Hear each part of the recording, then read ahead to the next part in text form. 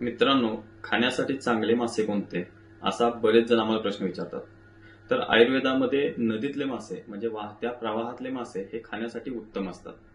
हे मासे बृहण असतात, यामुळे वजन वाढतं. गुरू असल्यामुळे पचायला थोडेसे जड असतात, परंतु वाताला कमी करण्याचं काम हे नदीतले मासे खूप चांगल्या पद्धतीने करतात. डोळ्यांसाठी सुद्धा हितकर असे हे मासे असतात. समुद्रातले मासे हे खारट पाण्यात वाढल्यामुळे शरीरामध्ये क्लेद तयार करतात, वाताला कमी करतात, परंतु कफाला आणि शरीरातला चिकट पदार्थ म्हणजे क्लेदाला वाढवण्याचं काम हे समुद्रातले मासे करतात.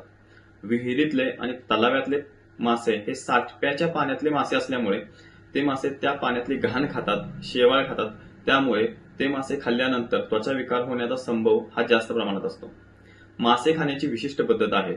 मासे हे तळून कधीच खाऊ नयेत, कारण याने कोलेस्ट्रॉल वाढतं आणि हृदयविकार वाढण्याचं किंवा मेंदू संबंधी विकार वाढण्याचे चान्सेस जास्त प्रमाणात असतात.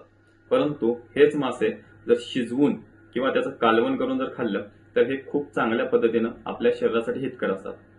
मासे आणि दूध कधीही एकत्र खाऊ नयेत, कारण हे विरुद्ध आहार आहे. याच्यामुळे त्वचा विकार, प्रमेह म्हणजे डायबिटीस होण्याचा संभव हा जास्त प्रमाणात असतो. सोबतच जीवाला धोका देखील निर्माण मासे आणि दूध एकत्र खाल्ल्यामुळे होऊ शकतो. धन्यवाद.